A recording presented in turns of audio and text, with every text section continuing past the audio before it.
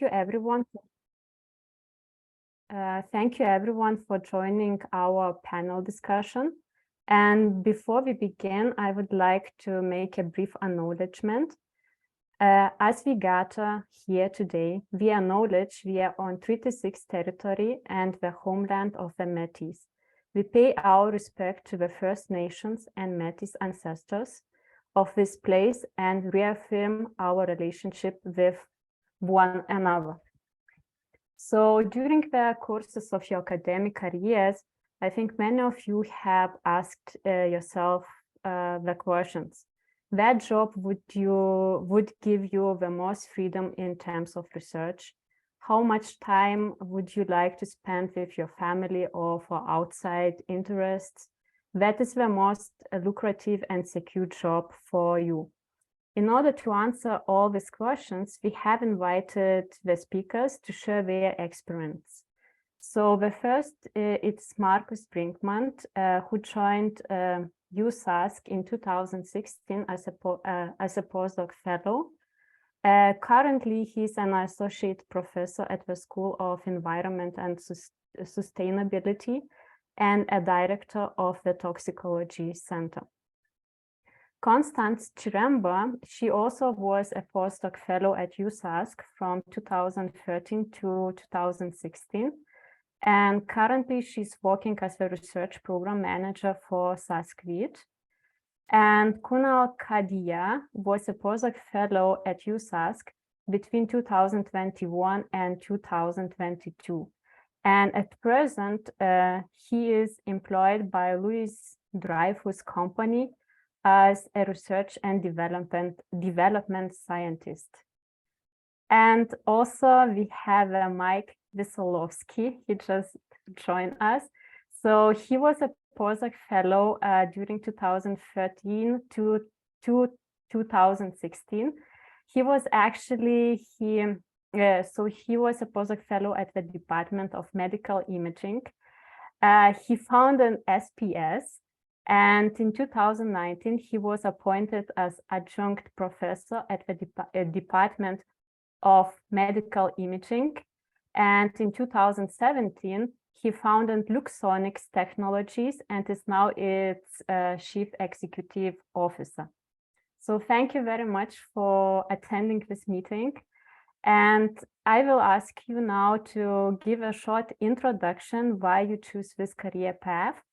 And all the participants, if you have the questions, please write in the chat and we are going to ask our speakers. Thank you. So I think Marcus can start. Awesome. Thanks so much for the kind introduction, Rima. Yeah, I'll briefly talk a little bit about my background and why I chose this career as a whole, right? So like Rima said, I joined USask in 2016 as a postdoc. I actually visited earlier in 2009 while I was still an undergrad student and was pretty impressed. That was during the summer. I didn't quite realize how cold minus 35 degrees Celsius would be, but you know, you learn that quite quickly here, as you all know.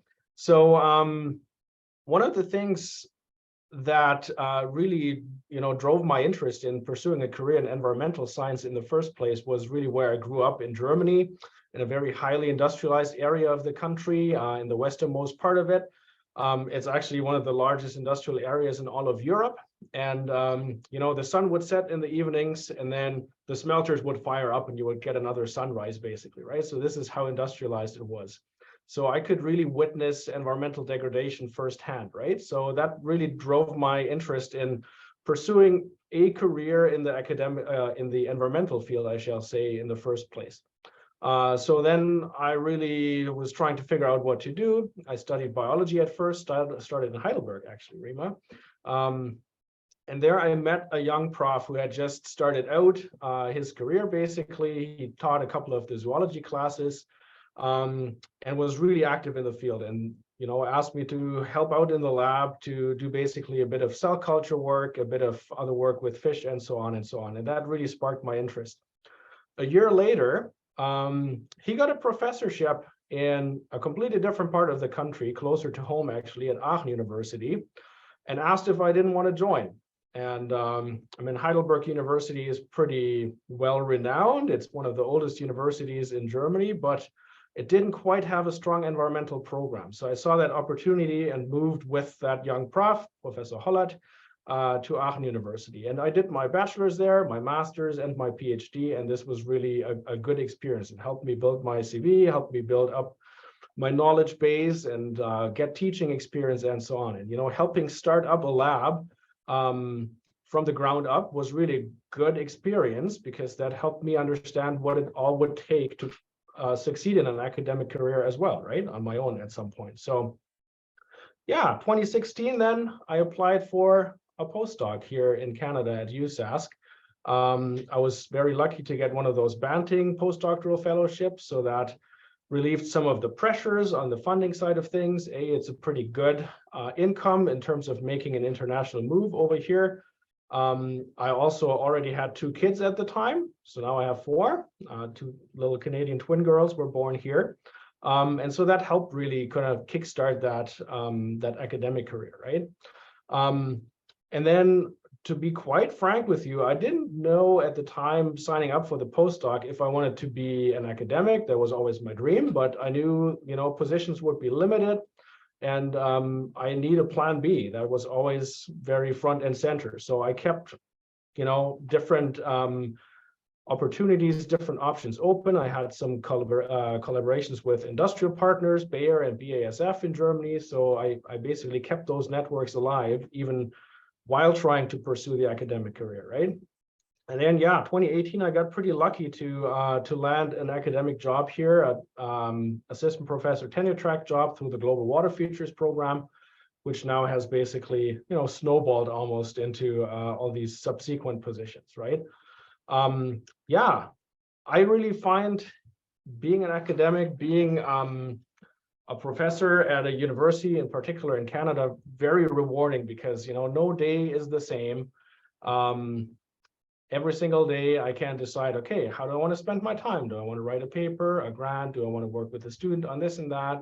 You know, how do I want to spend my time? So it comes with a lot of freedom, right? And this is what I enjoy most about it. There are certainly things that, you know, with any job, I do not enjoy about the job. And that's mostly when I think about administrative duties, things like that. There's a lot of paperwork. I think we all have that in the different professions, but that's the one thing I don't enjoy so much.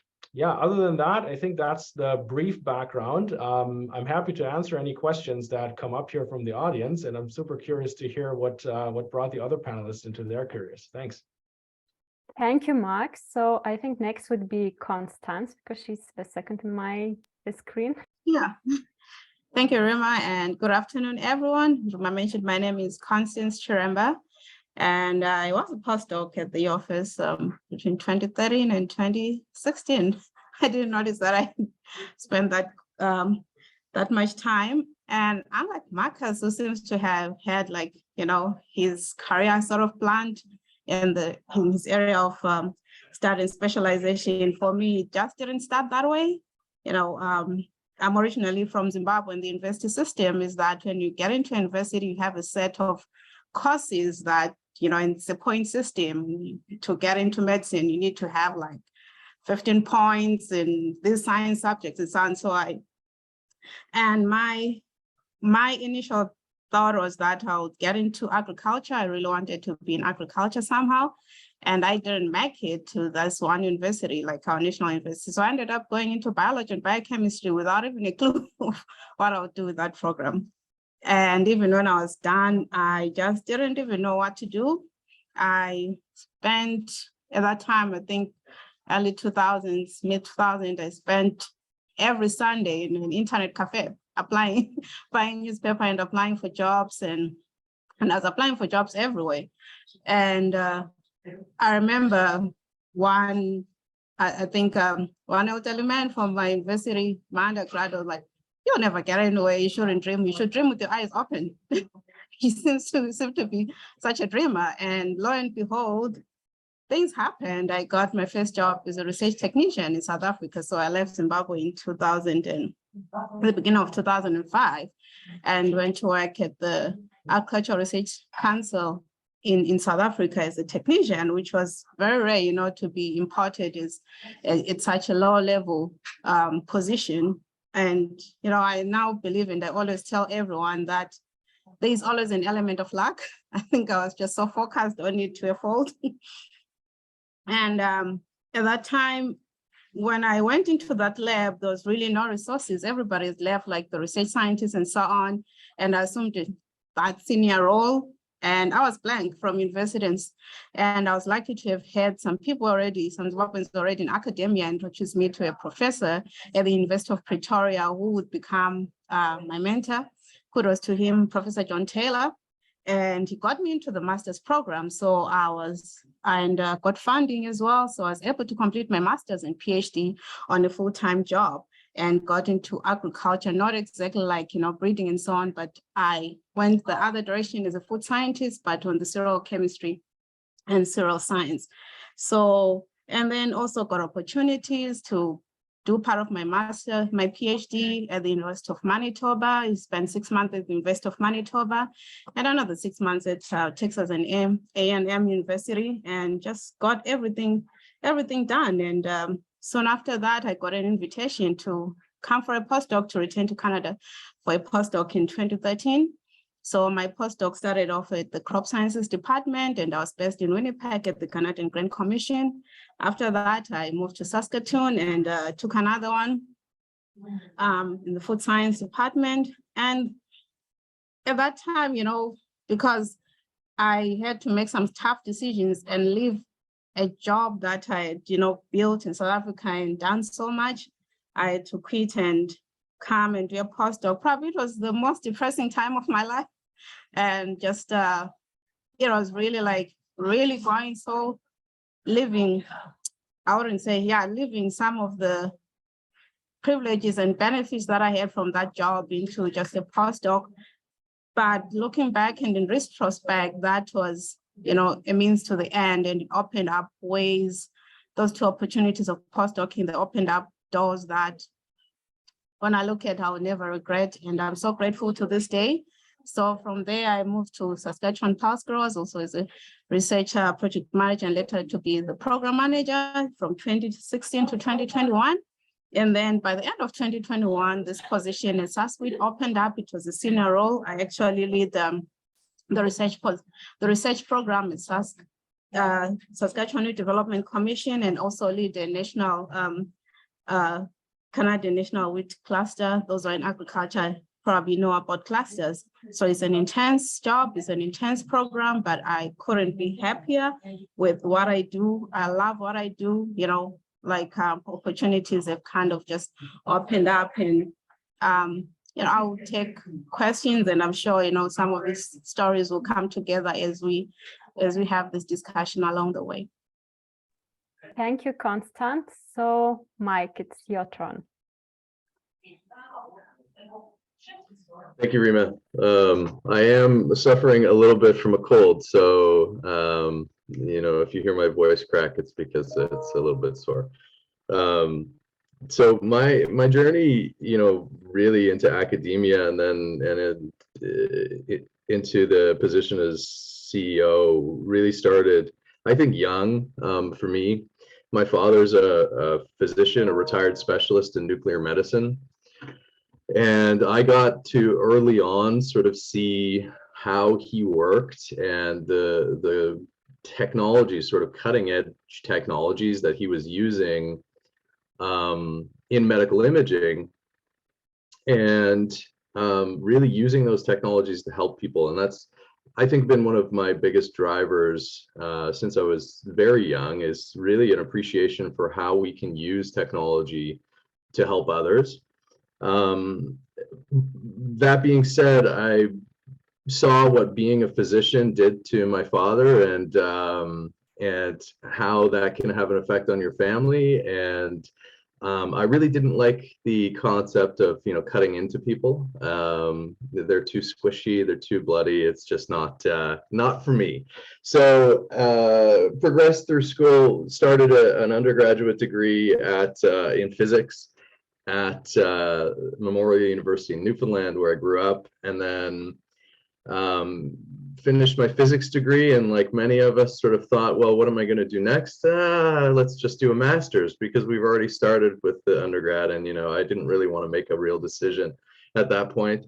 Went to California, did my master's, and then went to Waterloo afterwards to do my PhD, all in physics, progressively more experimental. So, started off in my undergraduate degree working in general relativity, and then in my master's in, hands-on sort of solar astrophysics, and then moved into nanotechnology in my PhD, and continued to get more and more applied, because that desire to use technology for good was still there. So when there was an opportunity at the University of Saskatchewan with Dr. Paul Babin, who was the head of the radiology department at the RUH, it became available. I just finished my PhD and applied and got to work with Dr. Babin for several years, using my skills in physics and applying those to medical imaging. So spent several years in medical imaging. And during that time, it was an interesting time. There was no postdoc society. I had managed to meet a few postdocs on campus, but we were very, very insulated, and probably still are in a lot of ways. We're all very busy and it's hard to meet people. So really the SPS was a social group at the beginning, but it morphed into a lot more, especially when we started talking to each other and realized that, like many postdocs across the country, we were way too qualified, underpaid, overworked, and started to work towards moving, to better conditions for postdocs at the University of Saskatchewan. Not that there were terrible conditions, but I think we certainly saw that the undergraduates were unionized, or research assistants were unionized, and we were sort of these people who were separate from everyone. So we formed the SPS and really started moving towards unionization and working towards a better life for postdocs ultimately. I don't know how that has turned out. I haven't been as connected to the postdoc society and postdocs as I would like, because also during my postdoc, I had a lot of opportunities. Dr. Babin gave me a lot of opportunities to see what it was like to be a professor. I participated in a lot of committees across the university, was involved in some university-wide grant applications, as well as big projects.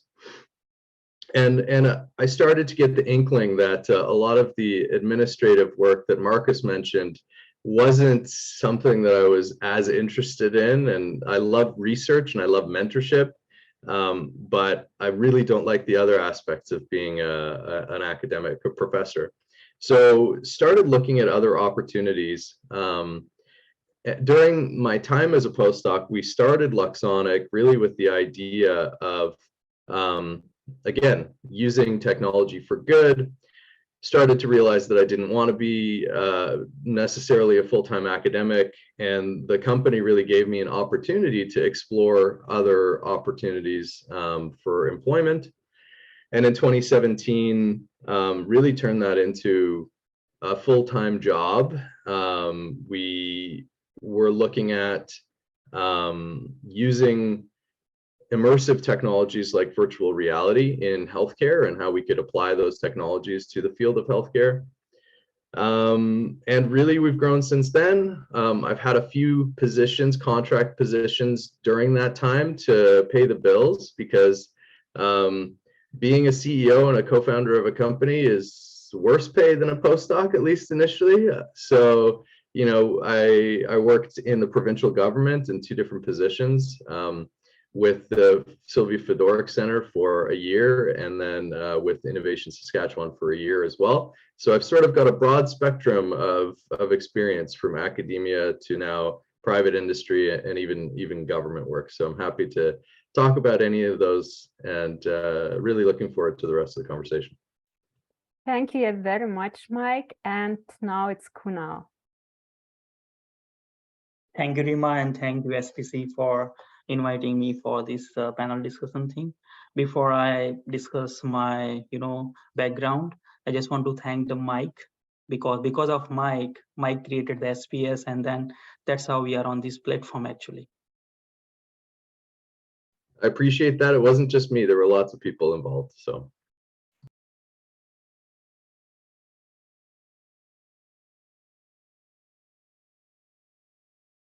I think we lost the connection with Kunal.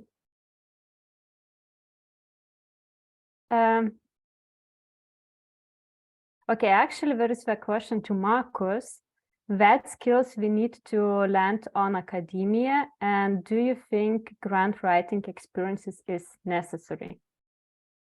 Right, yeah, I think I can answer that. So normally when you look at most academic appointments at the university, starting at assistant professor, it's a blend of research, teaching, and administration, right? Usually that split is 40-40-20.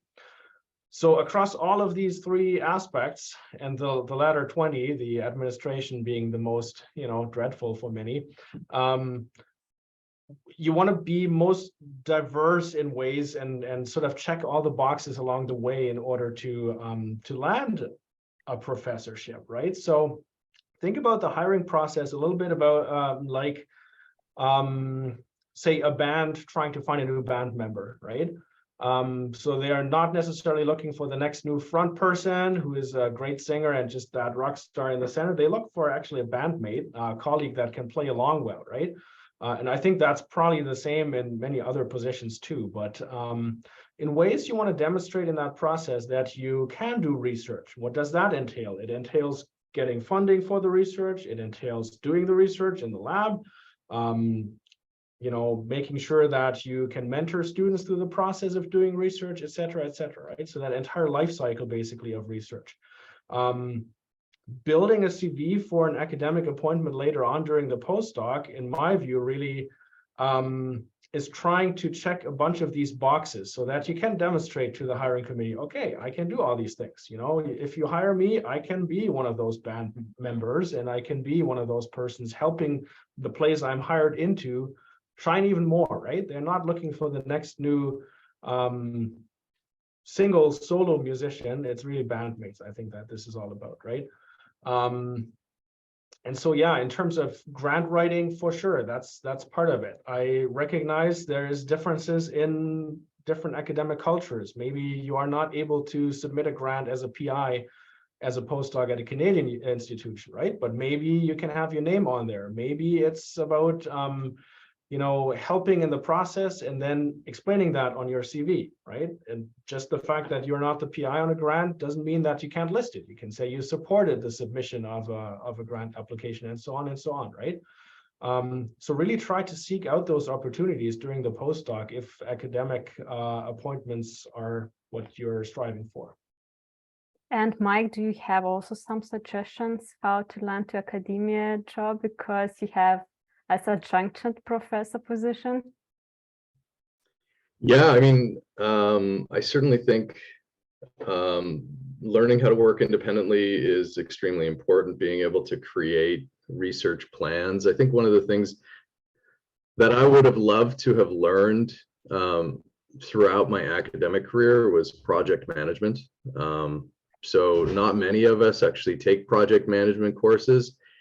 I would recommend all of us do. Especially if you're looking to run an academic research group. It's very similar to running a startup company. To Marcus's point, we have you become the administrator for your research group, and your job becomes less to do with your own research, but managing other people and personalities and empowering other people to do research. So I think project management is extremely important for that.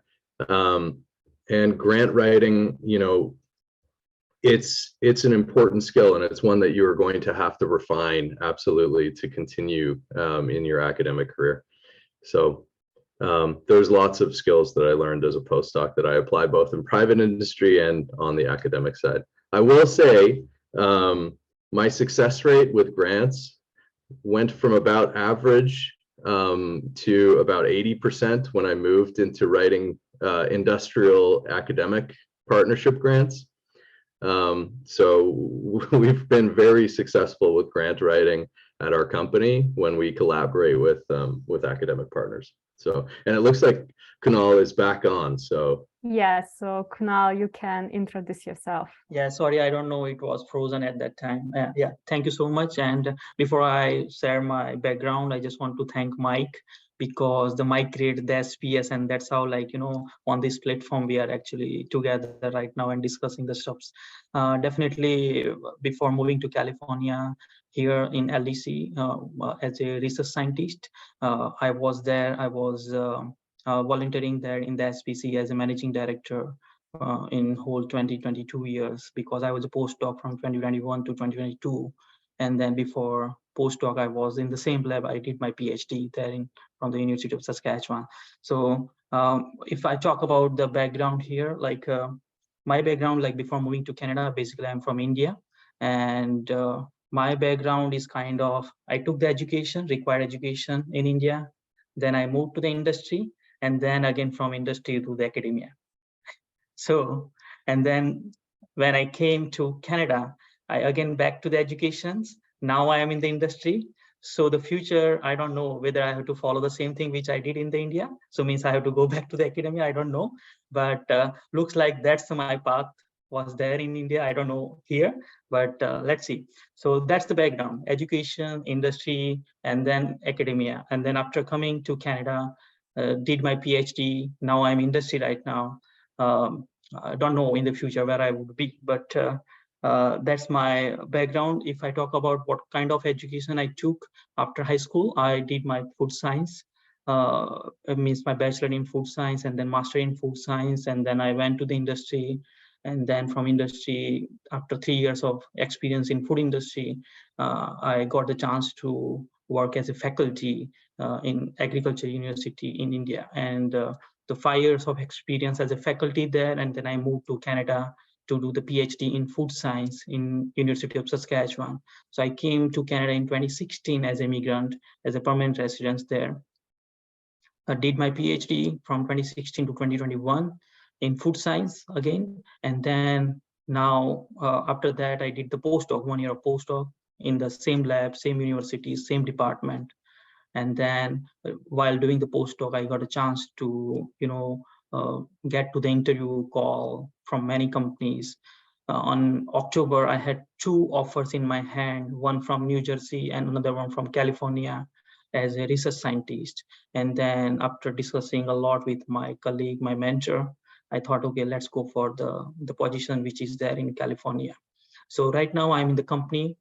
It is called as Louis Dreyfus Company. Company is based on Netherlands, and they have the North American headquarters, 4 or 5 headquarters in United States, and they have manufacturing facility in Saskatchewan itself, actually. So they are in the plant protein business, agri-commodities business, and they don't have any value-based ingredients. So now they are jumping into the plant protein-based ingredients. And that's how we have the R&D units here in Livermore, California. We have a team of around 25 people, research scientists, senior research scientist, director, vice president, and like that. So the company is looking for, so whatever the agriculture commodities they have, they want to convert that into the value-based ingredients, mainly the plant proteins. And we know that how the plant protein concept is booming since last couple of years.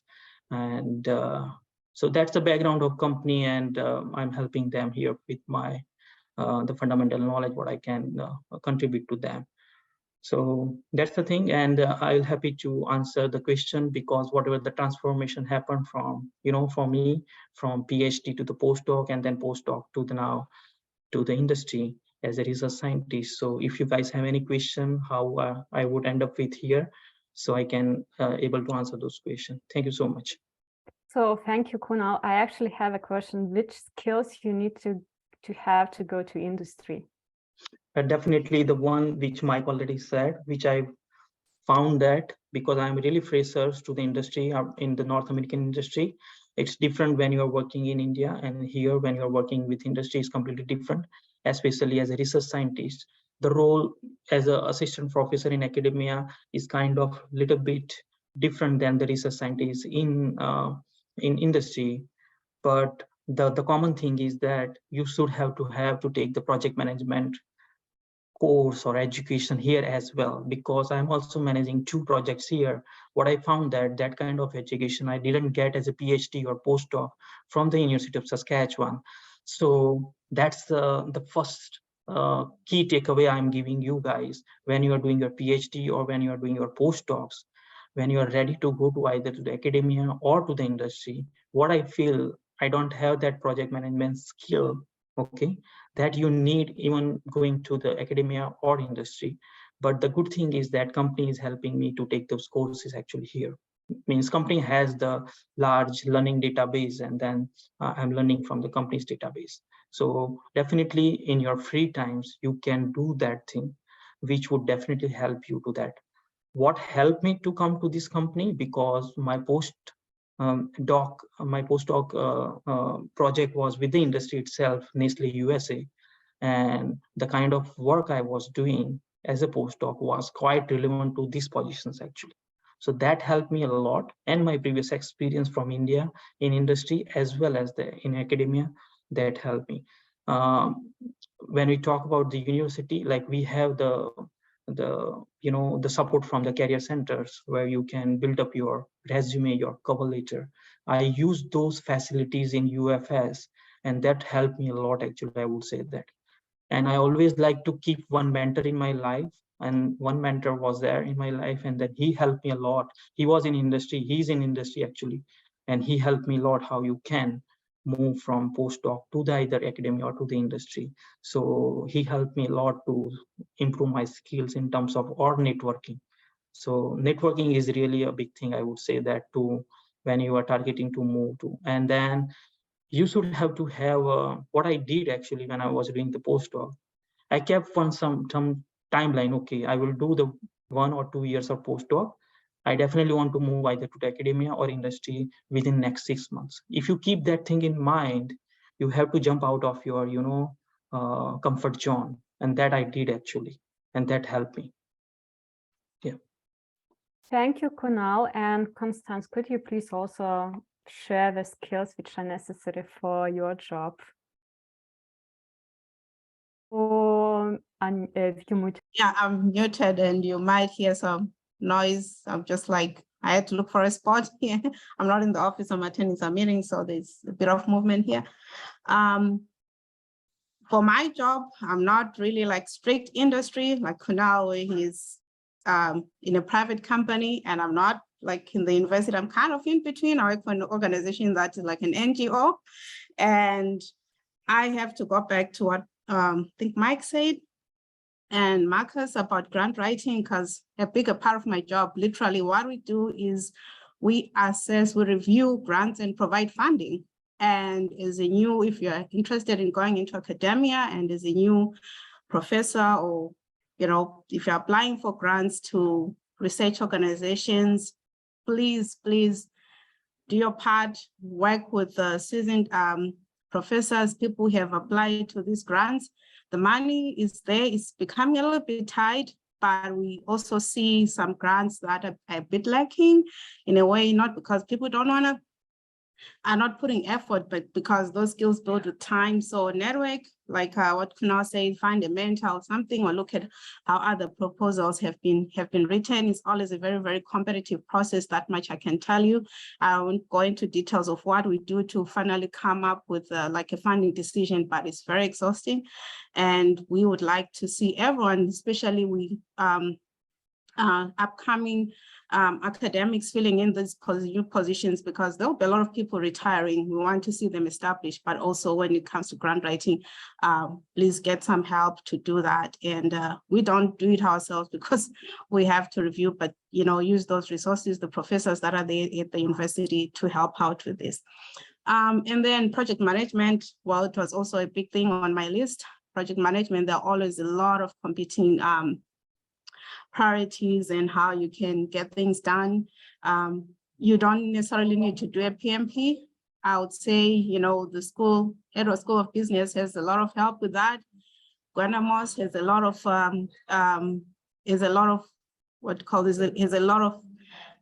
programs that they offer. And also, like when you're moving from, if you're getting, especially if you're new into the job space, coming from just completed PhD and just moved into a postdoc, and then just going into industry, into that space, it can be very shocking because our expectations are kind of different, because you think you'll just land in a job and you'll work.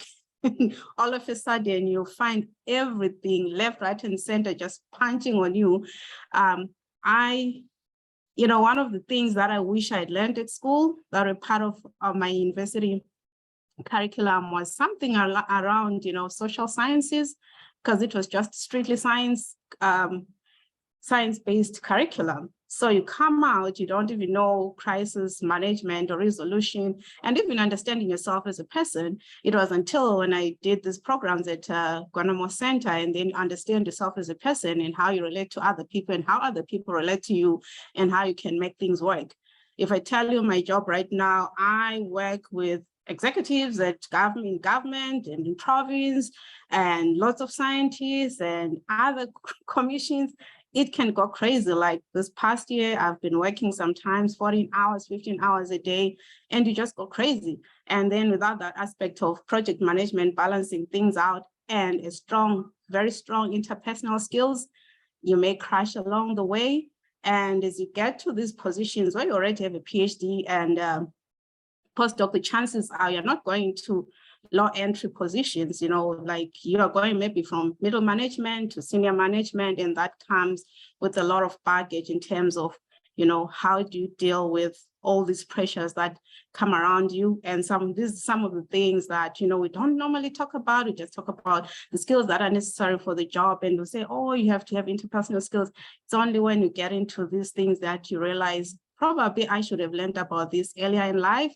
And then you kind of feel like going into the deep end. But the resources, I'm glad to say that there are a lot of resources that are there at the University of Saskatchewan, the Career Center. I know at the time when I was a postdoc, we're not allowed, but I used to force my way in there. And I got help to prepare my CV and prepare for job interviews and so on. So, kudos to everyone who made this happen. The Postdoctoral Association, that's a very good thing, and it's just an amazing thing that we're all sitting here today and sharing these kind of ideas and information. Thank you, Constance. There is actually the question for Marcus. So thank you for sharing your experiences. What efforts we need to invest to join the academia after postdoc, and how it is easy or difficult? Oh, that's a tough one. I mean, there's certainly a sort of survivorship bias going on in that, right? So just coming from my perspective, is not the most diverse opinion. I want to front load that before I answer this. There's also a couple of other questions in the chat that go in the same direction, right? How much do I need to invest, and where do I draw the line if I do land or do not land a faculty job, right? So for me, it was really being in the right time, in the right spot at the right time, because a position came up at the University of Saskatchewan that really fit the bill of what I've been doing all along. And certainly having a network and knowing the folks who you would be working with is a helpful thing, right? So that definitely the networking part is important. If you sort of cold apply to positions, it can be quite challenging. But if you already know the group that you're applying to through a conference, for example, or other opportunities, then that's definitely a helpful thing, right? Then in terms of how much of an effort do you want to put in applying for faculty jobs, right? I think it's very similar to graduate school applications, right? It's probably better to submit a limited number of really good and outstanding applications where you invested a lot of time into shaping this, demonstrating your fit to the position, demonstrating how you would fit into that new department that you would love to work with, and really making a compelling case for that, right? It's probably better to submit 3 or 4 really well executed applications that you invested hours and hours into shaping those application packages, then 1,000 that are just generic and you send the same thing to various places, right? So that's sort of my perspective. And you can really tell, I mean, I've sat now on both ends of that table, basically, when someone really invests a lot of thought and energy into the application, then those are usually the ones that stand out and that will be picked from hundreds of applications to be on the short list, right? So I think that's where I'm coming from with that one. So it's not quantity necessarily, but quality, right? And then the related question, when do you stop?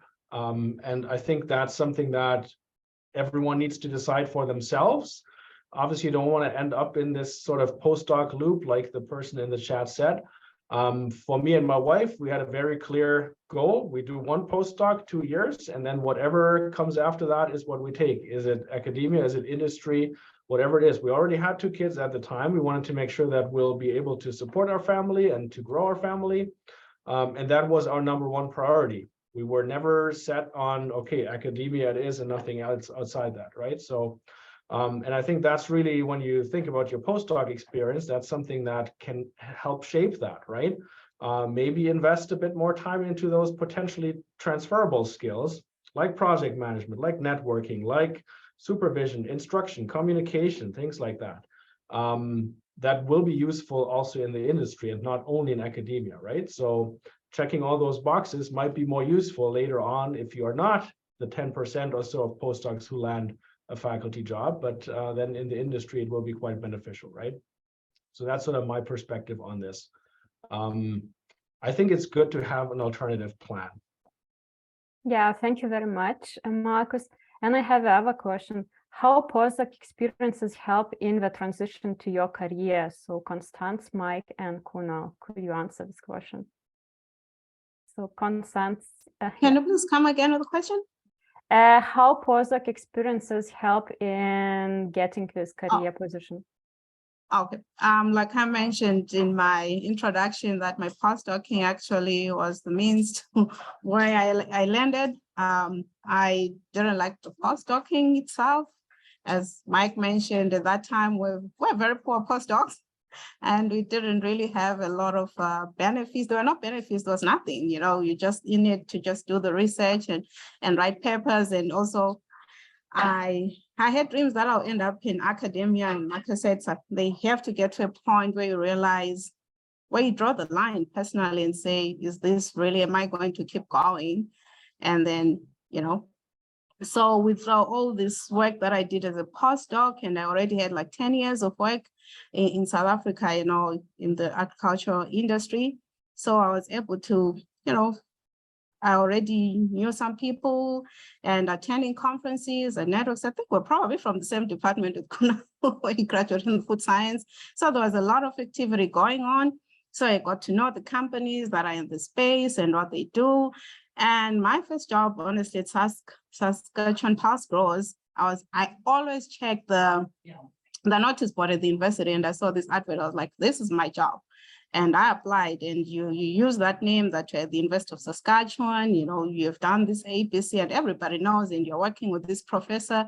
So that sort of helped. So that's why I was like, I am so grateful for my postdocs, and they opened up doors that right now, you know, that's a place where I wanted to be right from when I went to university and couldn't get into agriculture. And here I am.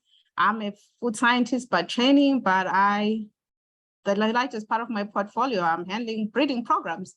And but being there, the postdoc, and in the right department, in the right place, and these opportunities opened up, that was the way to go. And definitely, like I postdoced in, you know, my first postdoc was in crop sciences, you know, kind of just opened myself up and said, I'll try it. And, you know, and that's how all this experience has led me to where I am today.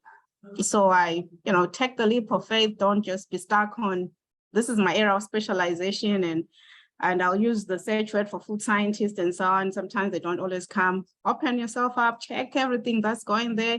Like, I love the university because of that. The resources that are available, people talk, you have your professors being approached by companies to say, do you have someone who can fit in this role, and just jump in it. Thank you very much. And Mike?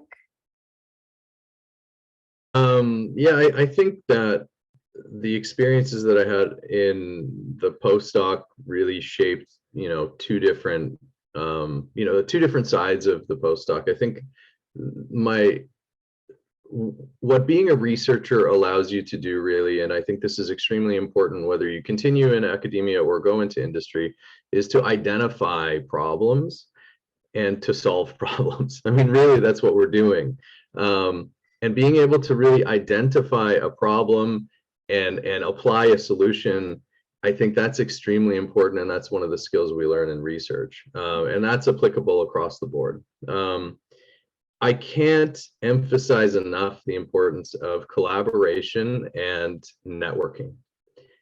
That is ultimately, it's very, very, very difficult. The reality of life is that it's very difficult to get a job cold, sending a cold resume in, even if you've got the best credentials, like unless you're world renowned in your field and everyone knows your name already, having those interpersonal relationships and building those connections, it is extremely important, both in, I think, academia and in industry. So it's not to say that it can't happen. Obviously you can apply for jobs and get those jobs, but I think your chances, if you know someone, if you've met them at a conference, if you've talked to them, if they know your face, I think that's extremely important for whatever your next step is moving forward. So I know, and for some of us it's very difficult. It's not a natural talent, but it's something that you can work on.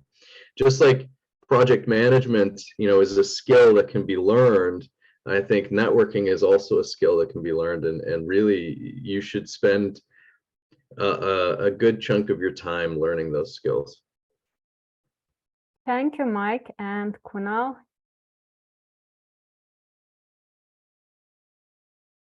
Kunal, we cannot hear you. Right.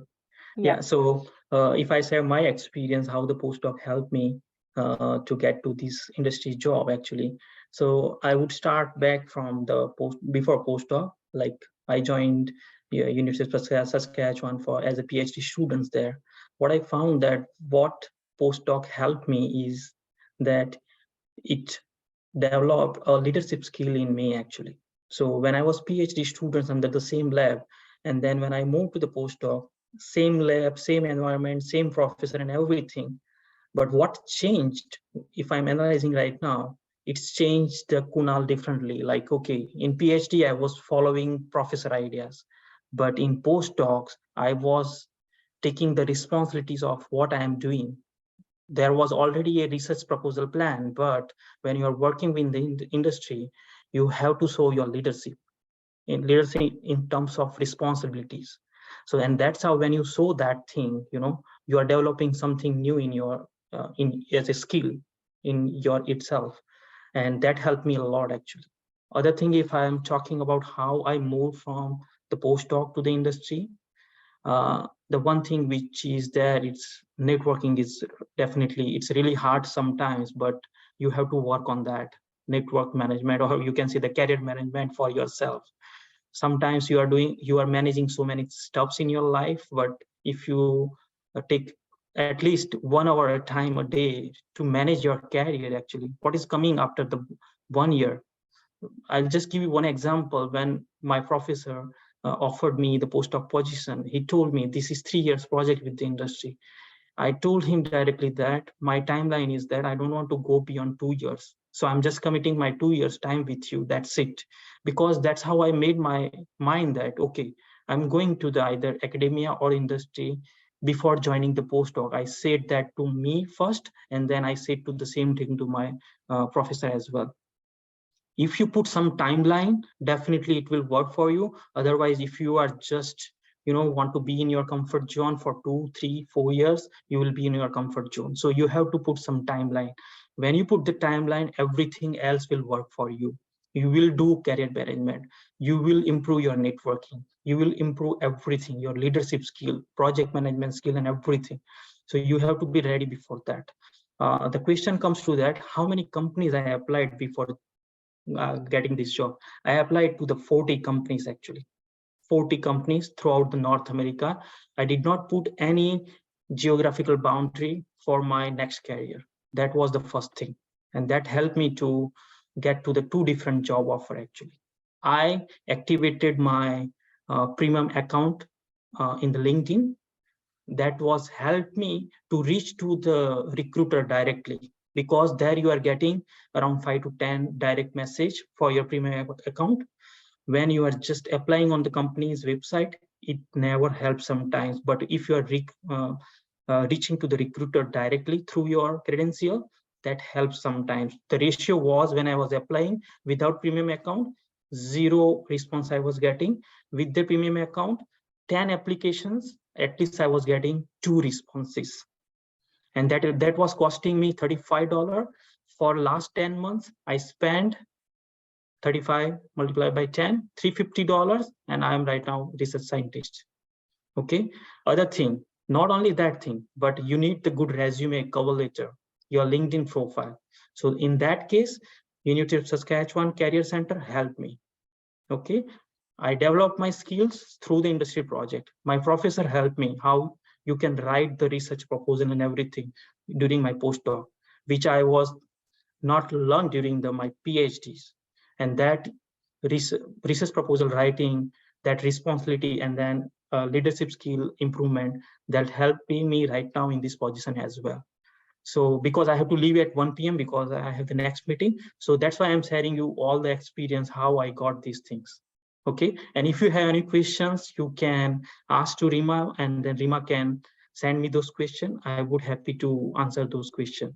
Okay. Thank you, Kunal, very much. Perhaps I can also share your email if someone sends the questions, when you can directly answer them. Yeah, I'm writing email in the chat box. Yeah. So thank you very much. Yeah, thank you. And for sharing your experiences. And yeah, the time is going so fast. It's just 3 minutes left until 3. So I have actually the last question. Could you give some advice for people who still did not decide to which career path to choose? So Marcus, Kunal, you can start because you need to leave immediately. You have to be, so all what I heard from my postdoc experience, I attended so many webinars there, in-person webinar as well. And then some professor from the University of Saskatchewan, they were also mentoring us. At that time, I heard this question many times, like the postdocs are kind of this all the time. Like they are academia, they want to go to the academia. And then when I heard those talks, I was like this. After those talk, I expand my vision. I don't want to be too, limited to the academia. So that's how choosing a career should be depends on your first thing situations. Like what Marcus said, that he and his wife decided that within 2 years, whatever coming first, we'll go there. And that's what I decided actually. So timeline I decided which one things is coming first. But yes, you have to be ready with your skills and everything before you start looking for the job, either for the academia or for the industry. Okay, so keep yourself prepared. Take as many as lessons either from the career centers, and use the LinkedIn sources. If you still have time, go for the networking and other stuff. Conferences is also a good networking place, which I found. Like during my PhD and postdoc, I attended 16 conferences. And then when I came to Canada, before that, my North American networking contact was 0. Within that 6 years, I built up 250 to 260 contact list in my LinkedIn network. These things I analyzed just before today's talk, actually, because I wanted to give you the real number. And then it's amazing when I was looking to my LinkedIn things, going through my contacts, and I found that, oh my God, I built up 280 connections, and then I keep building up still. So networking is really great. Find a mentor that would help you to go to the either academia or to the industry. Yeah. Thank you very much, Kunal. And yeah, thanks, and have a nice day, because now it's already 3. Thank you, everyone, and all the best for your, bye, Mike, and bye, Marcus. Yeah, thank you. Bye. So, Mike, now it's, which tip you have for the people who still don't know which career path to choose? Yeah, I mean, I think echoing what Kunal was saying and what Constance and Marcus were saying earlier, I think I would less worry about your career path, whether it's academia or industry, and really figure out what you're passionate about and what will make you happy. You know, if it's more about what you want to do, and you can figure out how to do it, whether you're in industry or in academia. Are you more passionate about mentorship and teaching, or are you more passionate about research? Which skills, when you're working on a day-to-day basis, what drives you, right? I think that's what's more important, and then the career path will come after that. You'll figure out a way to make it work one way or another, I think. You know, and from a really practical perspective, and this is something that I think we as a group in postdocs, academics, we don't think of enough, and it doesn't really sink in, that 10% number. Only 10% of us are going to be in an academic career as a professor. You know, every one of us thinks we're going to be that person, and some of us will be, but you know, start thinking about your other career choice, because more than likely you are not going to be a professor. That's just the reality of the situation. There aren't enough spots available. So even if you're a rock star, you may not get a position. So keep that in mind when you're making your career choice. Thank you very much, Mike and Constance. Constance, we cannot hear you. Thank you, Mike. Can't even overemphasize on that point that only 10% of postdocs end up having an academic position. And it's so sad, because I know people who, you know, who my postdoc with started and they're still waiting for an academic position.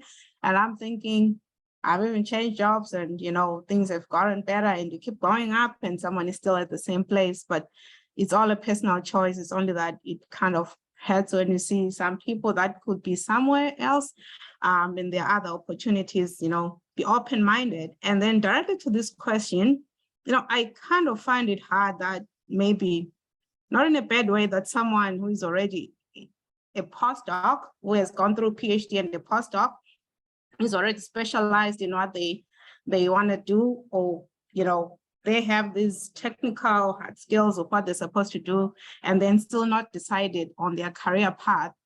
I'm not sure whether it's that they're not decided, or they are just scared to venture out and try other things. Like I was saying, you know, we're kind of blinkered in this one direction, and to realize, oh, well, I wanted to be an academic, but then the positions are not coming, you know, like I'm not seeing a lot of professor jobs being advertised. So what next? You know, that's why I said, don't be scared, you know, throw out all those they call them Hail Mary resumes sometimes, and see what happens, right? Like I always say, there's always that element of luck. When I started my position is on the other side of research, I was hands-on research, and I never thought I'd leave the lab, because of like the lab, you know, when you're working with samples, they don't make noise to you, they don't bother you, you don't have HR issues for the most part. But academia, I go in there, there's teaching, there's seminars, there's always committee meetings, there's this and that, and I didn't like teaching, and I quickly realized that wasn't cut out for me. So I'm on the other side now, and I get to do the grants. I read all the research programs, and I'm not even in one space. It's all broad. I get to meet a lot of people. And today, if you ask me if I'll go back to academia, my answer is a big no. But I had to go take the leap of faith and just say, let me try this.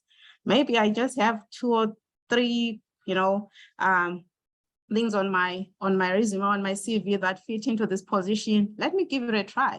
And I'm enjoying it, I'm liking it, but how would I have known without trying? You know, keep an open mind, step out into that zone, you know, don't be overcome by fear, don't overthink things. Try a few things, especially, you know, say if you're younger and you still have opportunities, don't be scared to make mistakes too. Because I think as PhDs, once you get there, you're like, you also want to do things in a very, very specific and very defined and good way and excelling. And you realize that you get into the workspace and people understanding that, we'll make mistakes along the way. You pick yourself up and you move on and you realize, and you're now in the workspace, you tend to see a lot of other companies that are out there, people talk and you realize, oh, well, maybe I can try this, I can venture into this area, but get your foot in, and as scared as you are, just try. Thank you very much for these interesting tips. And Marcus, which tips you have? Thanks. Yeah, no, I very much love what you just said, Constance, because it's really about putting ourselves out there, taking some chances, right? I have one rule when it comes to career development, and that's, never look back. You make a decision, you just do it, and then you go with that, go with the flow, right? I like that a lot.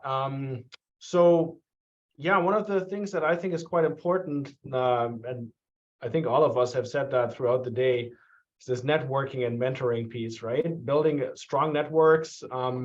If you're not decided yet, if that's in academia or outside of academia, build broad networks. I mean, I'm fortunate to be in a field where we do work a lot with industry, we do work a lot with government. So we have very broad networks per se. Our students benefit from that. And at conferences, you will always have those sectors represented, which is great. The other thing beyond just the networking is build a good mentorship team in ways, right? I mean, oftentimes, I gotta say, as academics, we are pretty narrow-minded sometimes, and I personally can't give career advice in industry directly. I don't have that insight, right? Because I've never worked in industry myself. So many academics are in the same boat, many faculty members who supervise students. So I always tell my students, go find yourself a mentor outside of academia. Go find yourself maybe a past graduate of our program who now works in a company or wherever, and chat with them, have a coffee, invite them for a quick chat, and then build those contacts a bit more, right? So build a little bit of a mentorship team where you can bounce ideas off of, and you say, okay, I have this opportunity. Do you think that's something? What do you think? That's incredibly valuable, right? For me, that has been very valuable. I'm a first-generation academic. My parents have nothing to do with academia, no degrees whatsoever. So I had no support system in that regard. I needed to build that externally, right? And I tried to do that from early on. So I think if you're undecided, academia, industry, whatever it is, seize whatever opportunities come your way and make sure that you keep the doors open. Thank you very much. We are already running out of time. So I would like to thank all the speakers and for giving such great tips for all people who still don't know where to do. And also thank you very much for all participants to joining our panel discussion today. And if you have some questions, you can write to SPS. And yeah, we can either forward to the speakers, or you can actually directly contact all the speakers. Thank you very much for everyone and for taking the time to coming today. Thanks. Take care. Have a good day. Thank you. you. Bye-bye. Bye. Bye.